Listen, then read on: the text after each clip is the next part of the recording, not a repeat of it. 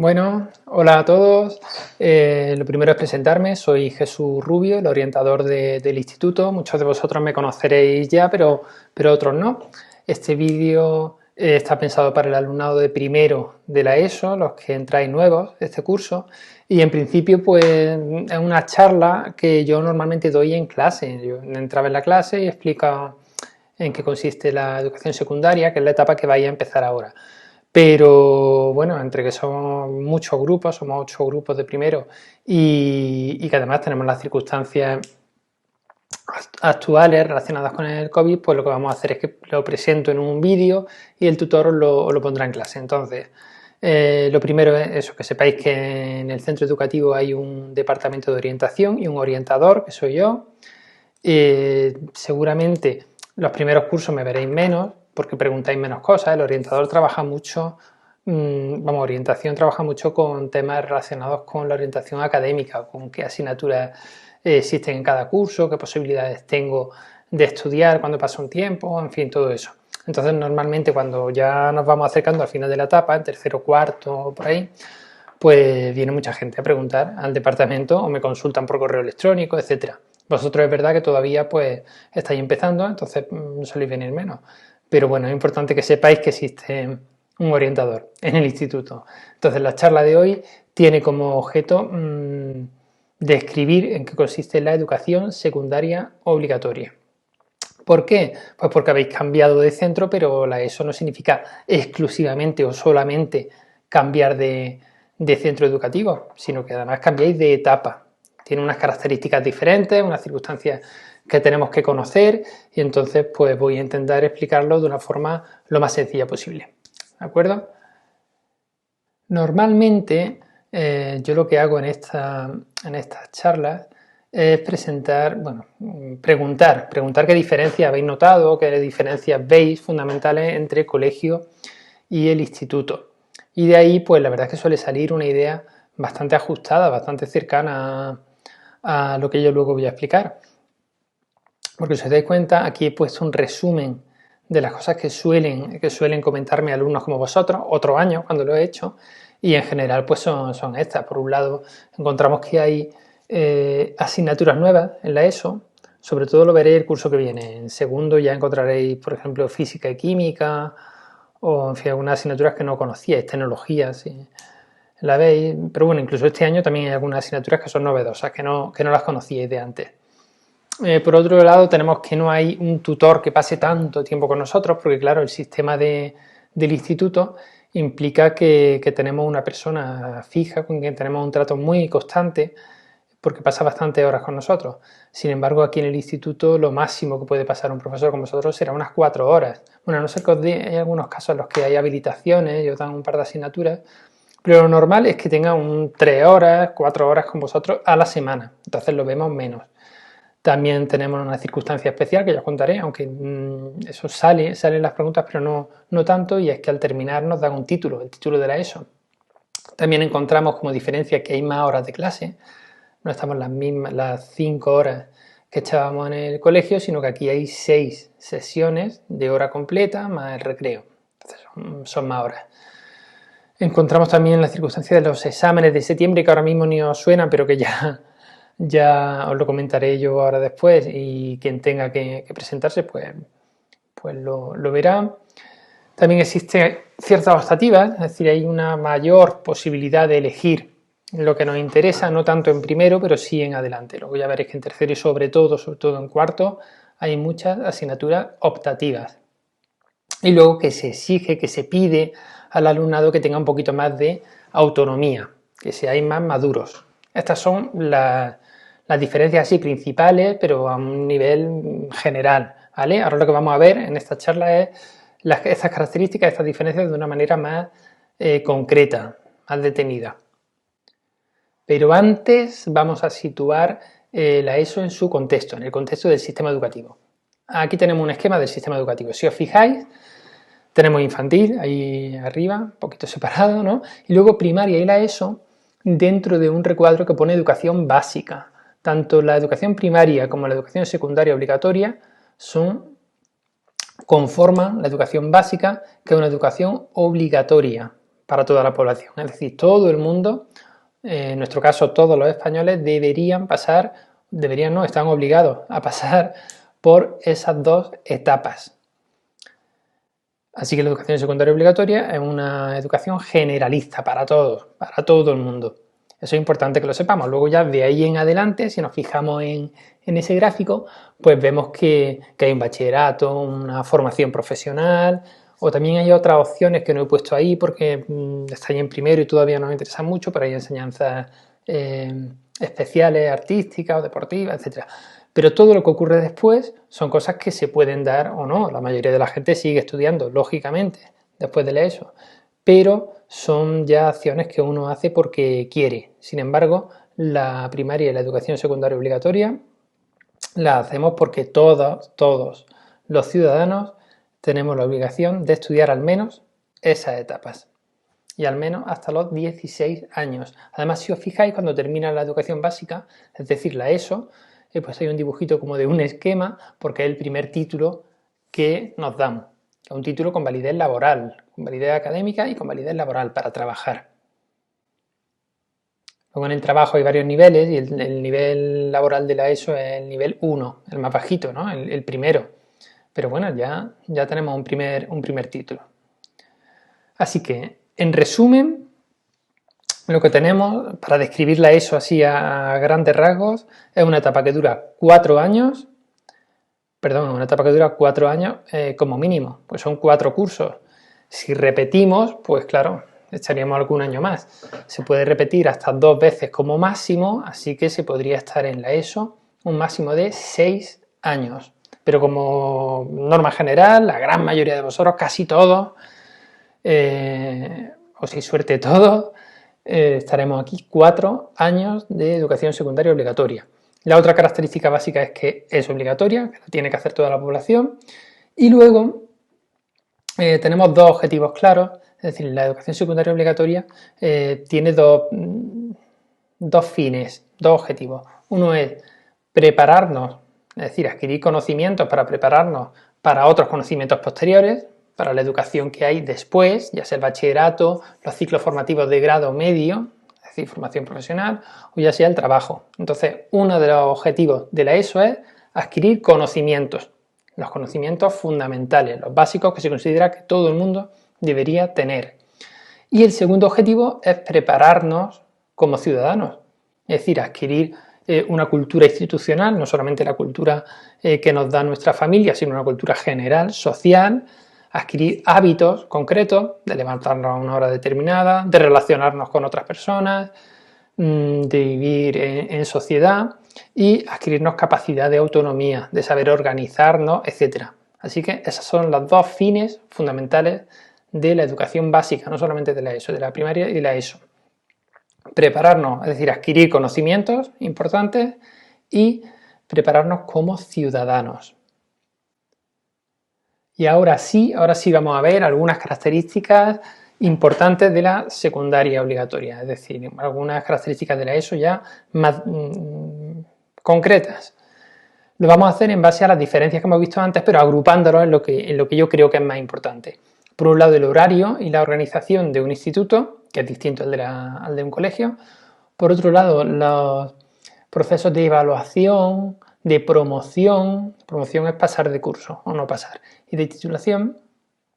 Por otro lado, ya como tercer punto, veremos el camino de optatividad, nuestro camino educativo, y por último, pues eso que hablábamos de la madurez o autonomía, ¿vale? Empezamos con horario y organización. Vamos a ver, estamos acostumbrados al colegio donde teníamos 5 horas totales de permanencia. Sin contar, claro, quien estuviese más tiempo en comedor o en aula matinal, pero me refiero a nivel de clases. Desde el punto de vista de las clases, teníamos 5 horas y pasamos a un instituto donde se están en realidad 6 horas y media. Es decir, 6 sesiones, 6 horas de clase, más la media hora del recreo. Eso al principio se nota un poco, porque nos cansamos más, pero la verdad es que enseguida vamos cogiendo el ritmo y terminamos adaptándonos bien. ¿vale? Es lo primero que me suelen decir al principio de curso cuando pregunto por las diferencias entre el colegio y el instituto, de lo primero que me dicen, porque llama la atención, porque nos produce un poco de cansancio, pero la verdad es que luego enseguida nos hacemos con ese sistema. Lo otro que no está tan claro, la otra circunstancia relacionada con horario y organización, en este caso con la organización, no la vemos tan evidentemente, pero sí importa, y es la forma como se organiza un instituto frente a un colegio. Veréis, los colegios están organizados sobre todo en base a niveles, es decir, los de primero, los de segundo, los de tercero. Se hacen reuniones semanales de los profesores en función de niveles o ciclos. Y de esa forma, pues claro, se adoptan una forma de trabajar que es común. Por ejemplo, en un colegio nos pueden decir, pues todo el mundo trabajamos con bolígrafo azul y el rojo para los enunciados, y todos con cuadrícula, todo, en fin, algunas cosas comunes. El instituto no funciona así. En los institutos, y luego de aquí en adelante, en toda la educación posterior, la forma de organización va por departamentos didácticos, es decir, va por materias. Las reuniones semanales de los profesores son, para organizarse, son reuniones de los de matemáticas o reuniones de los de biología y geología o los de lengua y literatura. Esa es la organización que existe. Eso significa que hay una organización muy buena de las materias de un curso a otro. Nos encontramos con que en segundo de la ESO tienen claro dónde se han quedado los conocimientos en primero, porque se reúnen y es un departamento que se organiza muy bien. Pero, sin embargo, no existe la organización tan clara que había en el colegio entre materias. Es decir, que el de matemáticas me va a pedir una cosa, el de educación física me va a pedir otra forma de trabajar distinta, la de música me dirá que tengo que hacer las cosas de una forma distinta. Con formas distintas me refiero a cuaderno o archivador, o que tiene uno que traer o no traer, si escribo en folio o en cuadrícula, si me piden presentaciones, es decir, presentaciones orales, hablar en público o exámenes. Cada departamento, cada asignatura tendrá un modo de trabajo un poco particular y nosotros nos tenemos que adaptar a ese modo. Eso al principio cuesta un poco, pero es la forma como funciona la educación de ahora en adelante. También en bachillerato, también en FP, cada profesor, es decir, cada materia, tiene un modelo de trabajo al que nosotros nos tenemos que adaptar. De hecho, hay algunas clases, algunas materias que tienen incluso aulas específicas. El aula de música o el aula de tecnología, en fin, algunas asignaturas tienen su aula específica donde se desarrollan esos contenidos, ¿vale? Porque cada materia es un mundo, ¿vale? Y tenemos que adaptarnos a ella. Otro aspecto que nos interesaba, aparte del horario y la organización, eran temas de evaluación, de promoción, todo esto. Vamos a ver. La evaluación en principio se asemeja, es decir, es parecida a la que teníamos en los colegios. Lo que pasa es que, claro, los profesores aquí no están tantas horas con vosotros, no os conocen tanto, y hay una importancia muy, muy, muy grande de las evidencias. ¿Qué son evidencias? Pues cuando vosotros presentáis algo que demuestra que habéis estudiado esos contenidos. Ahí pongo en la diapositiva, en el dibujo, pongo exámenes, pero no son solo exámenes. El profesor o la profesora que os dé clase tendrá un cuaderno o bien un dispositivo electrónico donde va apuntando esas evidencias. ¿Qué tal lo hizo este alumno en la prueba oral, por ejemplo? ¿O qué tal lo hizo en tal examen, la prueba escrita? ¿O qué tal lo ha hecho en este trabajo? Entonces, cada una de esas anotaciones es una evidencia para poner la nota. No es tanto una sensación de que yo voy conociendo al alumno y veo cómo va, sino que hay puntuaciones concretas, ¿vale? Y eso tenemos que acostumbrarnos a presentar nuestros trabajos en el momento en el que hay que presentarlos, a hacerlo bien, con su presentación en condiciones, en fin, a estar pendientes de que dejamos evidencias de lo que sabemos. Luego hay otra circunstancia con respecto a la evaluación, y es que en el caso de que suspendamos alguna asignatura, tenemos la posibilidad de aprobarla en septiembre. Es decir, hay una evaluación extraordinaria. La evaluación extraordinaria tiene lugar los primeros días de septiembre, del 1 al 5, y es la forma como puedo recuperar aquello que suspendí en junio. Y es importante, muy importante recuperarlo, porque las asignaturas que no se recuperan las tenemos pendientes al año siguiente y las tenemos que recuperar, ¿vale? Es un aspecto importante que viene ahora en promoción. Veréis, en la ESO se avanza de curso cuando tenemos hasta 2 suspensas. Si tenemos una suspensa o incluso 2 que no sean a la vez lengua y matemáticas, podemos pasar de curso. Pero pasar de curso con suspensa es un problema. Es decir, una persona que suspenda una sola asignatura puede decir, bueno, ¿para qué voy a ir a septiembre si al fin y al cabo paso de curso? Bueno, pues eso es un error grave, porque pasarás de curso, pero estarás matriculado en tu asignatura de segundo más la pendiente. Esa la tienes matriculado y cuenta luego para repetir o no repetir, y en fin, la tenemos ahí. Entonces hay que aprobarla. Si te la quitas en septiembre, perfecto, una cosa menos, ya no vas a tener que estar un curso entero pensando en esa asignatura, y si no, pues la tendremos que recuperar durante el curso con un programa de recuperación que nos van diciendo. Eso ahora mismo no lo veis porque está ahí en primero, pero ya en segundo sí, hay alumnos que tendrán que ir teniendo un programa de recuperación de asignaturas. Entonces lo importante, lo más importante de todo es que no tengamos asignaturas pendientes de un curso a otro. Otra situación que se da a veces es un alumno, por ejemplo, que repite curso y claro, los cursos no se pueden repetir 2 veces. Entonces dice, bueno, como yo ya sé que el año que viene voy a pasar de curso, pues tampoco tengo que aprobar. Bueno, pues es un error gravísimo. Imaginar a una persona que no hace nada durante sus años de repetición y le quedan 8. Pues el año siguiente habrá pasado de curso, pero estará matriculado de un curso entero más 8 asignaturas y las tiene que hacer todas, tiene que superarlas todas. Así que como veis, lo de la superación de asignaturas es muy importante. De hecho, tengo aquí una presentación un poquito después donde veis todas las asignaturas de la ESO y al final nos viene bien entender el título de la ESO como, no tanto como 4 cursos, que también son 4 cursos, sino como un conjunto de 40 y no sé, son 44, 45 asignaturas. Al final tendremos el título si hemos superado, si hemos aprobado esas 45 asignaturas. Entonces pasar de un curso a otro con las asignaturas pendientes no nos sirve de nada, porque esas las tenemos que sacar. Al final, cuando llegamos al final, o las tenemos o no nos dan el título. Me estoy parando mucho en esto cuando en realidad la mayoría de vosotros pasaréis sin ningún problema, iréis aprobando asignaturas, pero bueno, es que es importante saberlo, ¿de acuerdo?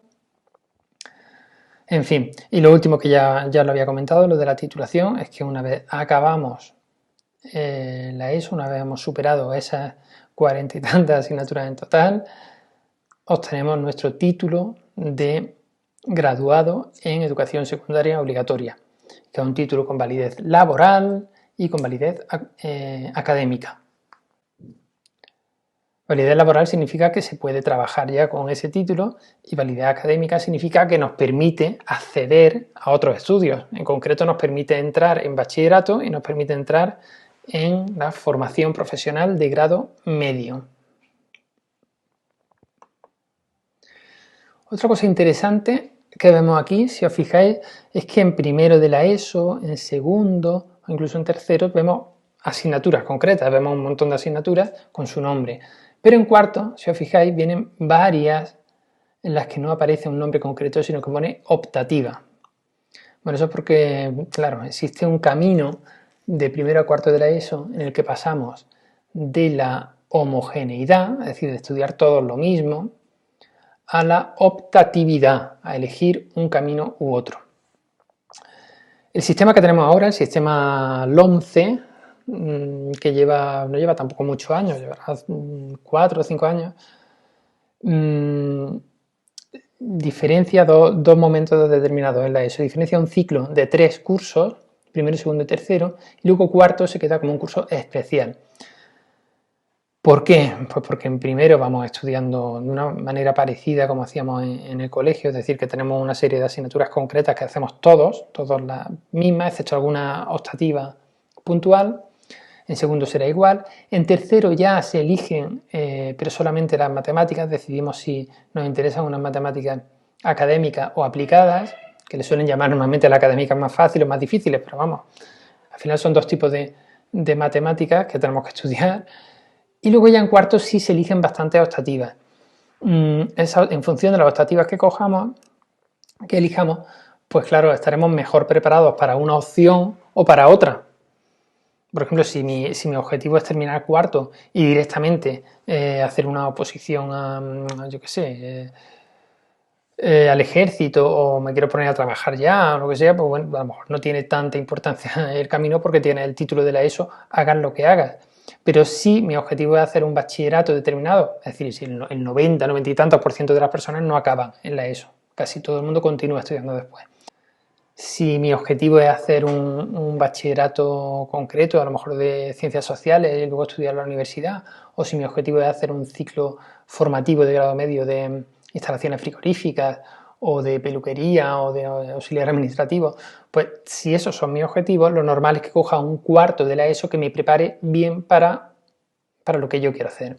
En concreto, solemos organizar el cuarto de la ESO en tres, esto lo veremos más adelante, no nos preocupa tanto ahora en primero, pero lo cuento para que lo sepáis.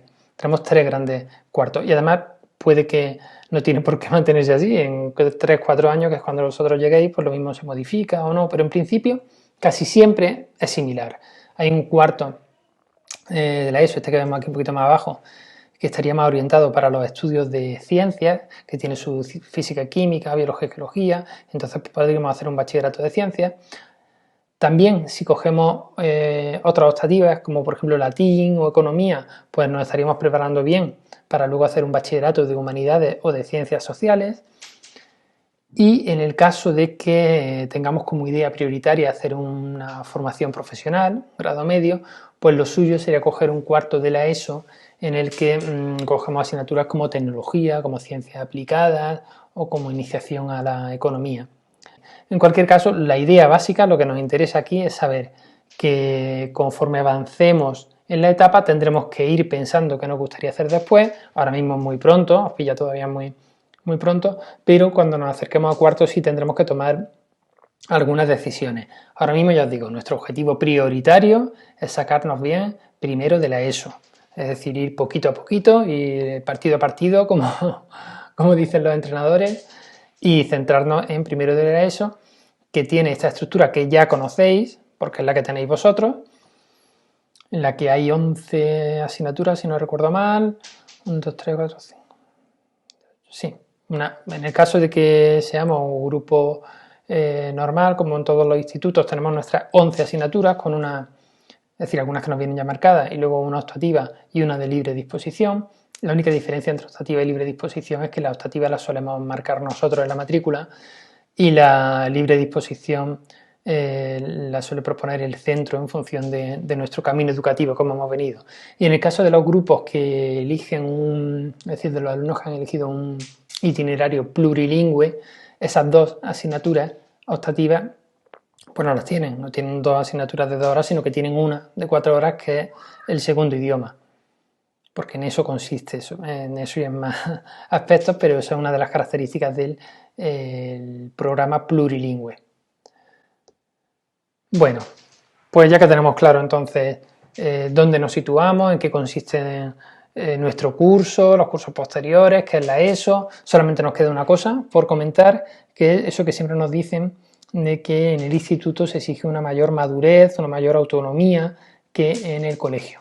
A ver, desde el punto de vista de los estudios es así, y desde el punto de vista de la convivencia, pues quizá también un poco, ¿vale? Pero básicamente funcionaremos muy bien, es muy fácil adaptarse al sistema del instituto, y yo solamente os doy tres consejos básicos, que son primero la constancia, es decir, trabajar día a día. Es verdad que a veces nos encontraremos con que podemos intentar aprobar las cosas si estudiamos, si trabajamos en el día de antes del examen, si hacemos las cosas en el último momento, pero conforme avancemos en la etapa, eso será cada vez más difícil hasta resultar imposible. Entonces lo suyo es ir a acostumbrarnos